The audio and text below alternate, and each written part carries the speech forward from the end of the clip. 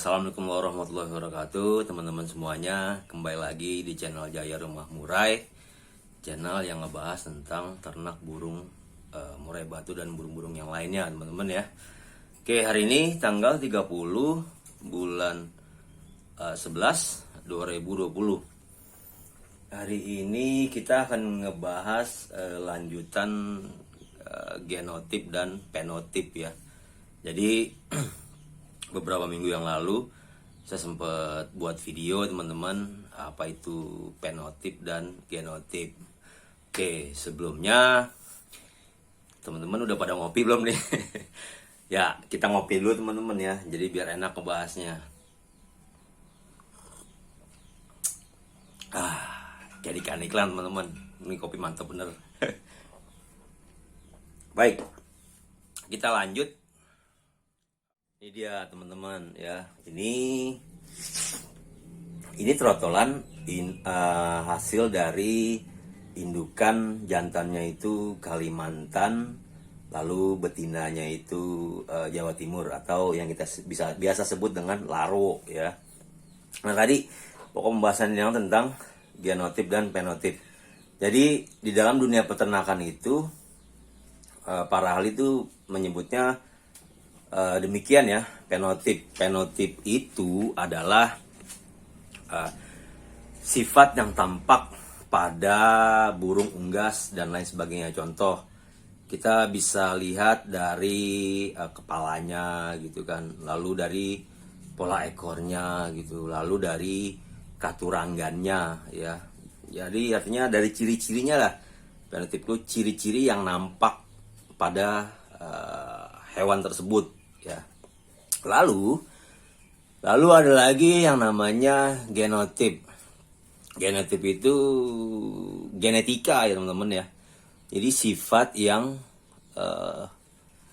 tidak mudah nampak, kebalikannya teman-teman. Artinya ketika kita melihat karakter burung tersebut, apakah burung itu fighter gitu kan, apakah burung itu gacor gitu kan, atau juga burung tersebut punya mental gitu kan. Kita bisa membuktikannya ketika burung tersebut kita adu ya, atau kita track lah bahasa para teman-teman yang lainnya gitu. Itu namanya genotip gitu kan.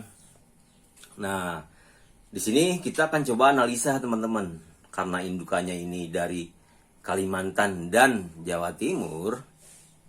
Kira-kira apa sih yang dominan pada burungan trotolan yang ada di depan kita ini, teman-teman? Kayak kita lihat nih.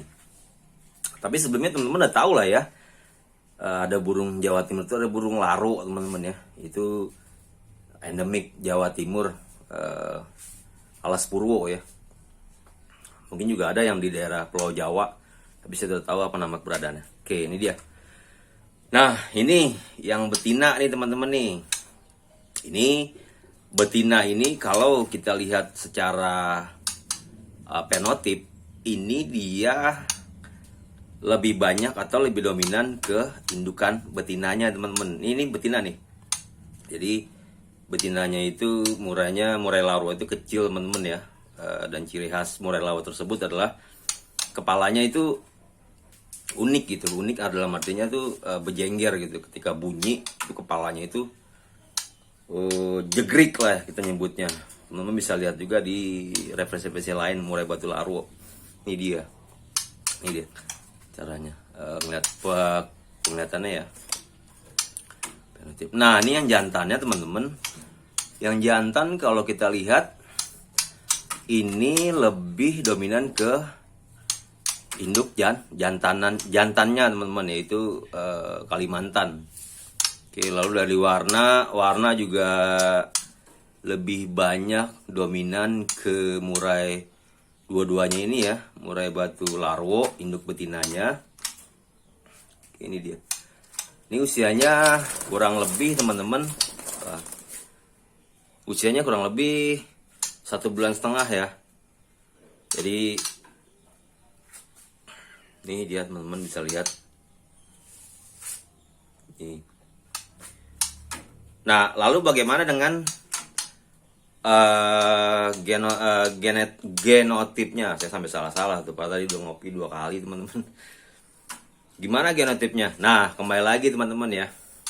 Jadi kalau menurut saya, dan saya juga pernah lihat juga ada para pakar gitu kan, para pakar perburungan, dokter hewan gitu kan. Jadi biasanya kalau orang beternak burung gitu ya, itu ada 3 teman-teman ya. Ada yang orang misalnya dia lebih dominan ke lomba gitu kan. Ada juga tujuan untuk konservasi gitu. Nah, untuk tujuan konservasi ini yang kalau yang saya lihat di video penjelasan tersebut itu jelimet ya. Jelimet dalam arti ketika kita mau konservasi, kita juga harus benar-benar mendeteksi ya, kalau misalnya burung Sumatera Utara itu apa sih ciri-cirinya?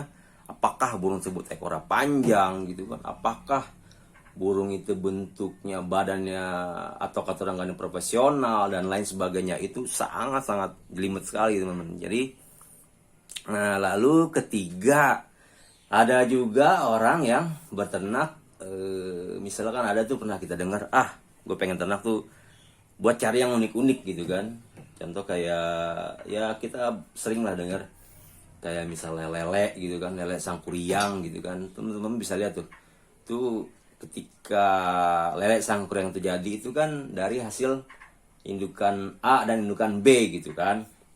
Lalu ada juga sapi metal gitu kan. Nah, jadi kembali lagi nih teman-teman, kita mau beternak itu buat apa gitu kan.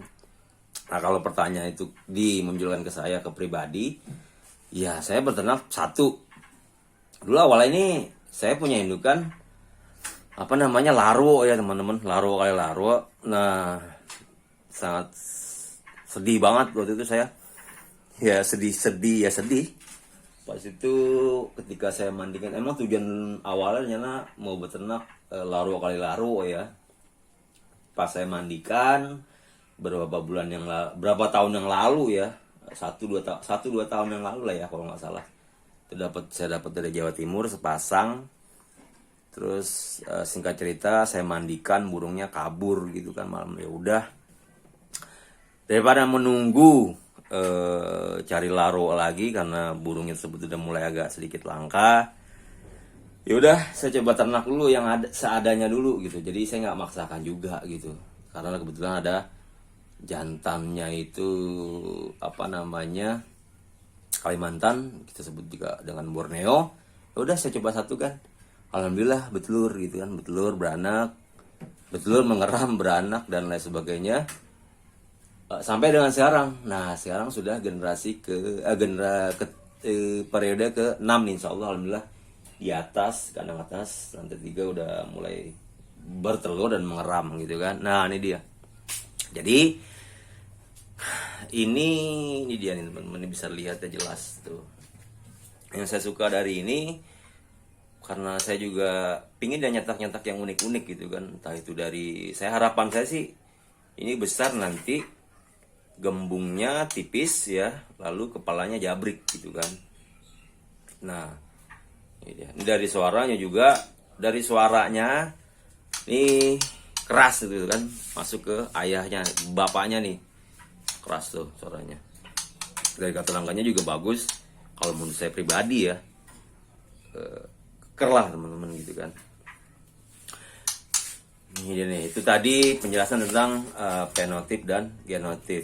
Nah, oke, lalu di sini ada lagi teman-teman, nih masih indukan yang sama. Nih, indukan yang sama teman-teman. Trotolnya juga nih. Dulu dikit lagi udah mau hampir lepas trotol ya. Oke, ini dia anaknya. Ini kalau nggak salah yang periode ke berapa nih kalau nggak salah, keempat nih, 4, 5 ya. Ini keempat nih. Dulu ini pasangan ini telurnya tuh 5, 4 gitu kan. Yang periode 1, kedua alhamdulillah udah pada laku teman-teman. Ini ada sedikit putihnya nih. Memang sih bapaknya ini, ayah Borneo bapaknya ini ada sedikit bloroknya, blorok di ekor teman-teman ya. Tapi apakah nanti besarnya ini ikut ke bapaknya, ada bloroknya? Allah alam, saya juga belum tahu nih. Ini juga sama. Tapi ini nggak ada blorok ya teman-teman ya. Itulah tadi beternak unik-unik gitu ya. Ini dia. Mudah-mudahan sih ini, saya berharap ini blorok teman-teman nanti jadinya nih. Karena bapaknya ada gen blorok. Lalu ini yang unik nih teman-teman. Nah ini saya nyebutnya burung legend teman-teman ya. Ini burung legend. Jadi awalnya saya dapat ibahan dari tetangga. Ini Jawa Timur teman-teman, body gede banget. Usianya ini sekitar ada 7 sampai 8 tahunan lah teman-teman ya. Ini 8 tahunan. Rencana sih juga mau saya ternak juga ya, kalau ada sedikit rezeki kita buat lagi kandang di atas. Tapi nantilah, mana tahu gitu kan. Lalu yang di samping burung legend. Nah, ini dia teman-teman. Ini dulu satu kandang ya sama burung indukan Kalimantan kali larunya ini. Jadi saya pisahkan ya, saya campur, belum ada tanda-tanda bertelur, tapi ini usia udah mapan ya, udah mapan usianya. Rencananya juga mau buat diternak juga teman-teman ya. Ini ciblek semi teman-teman. Nah ini dia nih teman-teman yang terakhir teman-teman ya. Jadi sebelum saya berternak, saya mulai berternak awal itu 2018 ya. Jadi sebelum saya berternak, saya ketemu temen di Tasikmalaya. Jadi burung-burung dia tuh saya beli, saya jual-jualin gitu kan. Nah seiring perkembangan zaman, seiring perkembangan waktu, saya pelajari ternak gitu dari buku, lalu dari pengalaman dia gitu kan. Ya udah, saya coba beranikan beternak gitu kan. Nah ini indukannya ini teman-teman Sumatera Utara kali Nias nih teman-teman. Ini rencana insya Allah nanti kalau udah ada betinanya saya coba ternakan gitu kan. Usia juga cukup mapan. Ini kurang lebih 3 tahun nih teman-teman. Nah itu tadi sedikit kita ngomongin fenotip, lalu genotip ya. Nah satu lagi saya juga mau berpesan nih teman-teman. Mungkin teman-teman kalau ada niat buat beternak murai juga, murai batu ya. Kan kita tahu ya murai batu tuh mungkin harganya agak sedikit ya bisa dibilang worth it lah, juta-jutaan juga lah ya. Nah kebanyakan orang, kalau menurut saya, pengalaman saya dan saya lihat, jadi banyak tuh orang lihat, wah ternak murai batu untungnya jutaan gitu kan. Nah ini yang kadang-kadang ketika orang lihat temennya sukses gitu kan, coba juga dia kan beli banyak-banyak gitu.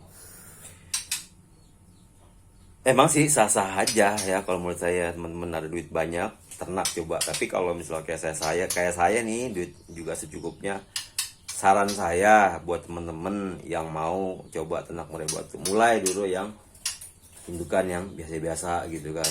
Jadi kita juga ya namanya hobi, kalau kita turutin duitnya wow teman-teman nggak ada habisnya gitu. Tapi kalau misal kita mulai dari hal yang kecil dulu, insya Allah kita akan tahu nantinya bagaimana cara pemasarannya gitu kan, lalu berapa banyak pakannya gitu kan yang dihabiskan, lalu terakhir profit, baru kita bicara tentang profit gitu. Jadi jangan dahulukan profit dulu. Saya yakin kalau teman-teman mendahulukan profit dulu pasti di luar ekspektasi ya, karena beternak itu nggak seperti orang punya pabrik gitu kan, punya pabrik karena kan yang kita hadapi adalah hewan gitu, terlebih burung urutannya banyak, bertelur ya. Misalnya misalnya jodoh belum tentu kawin, itu kan. Kawin belum tentu bertelur, tuh itu udah berapa, dua tuh. Bertelur belum tentu jadi, gitu kan. Jadi belum tentu hidup. Nah, itulah risiko ya, risiko ketika kita mempunyai hobi dengan makhluk hidup ya teman-teman. Jadi baik teman-teman, itu saja dari kami. Kurang lebihnya mohon maaf. Itu pengalaman kami. Iya, ini dia. Ini udah saya kasih makan nih semuanya, alhamdulillah. Nanti saya tinggal masterin yang kecil-kecil, yang trotol. Oke, teman-teman. Assalamualaikum warahmatullahi wabarakatuh.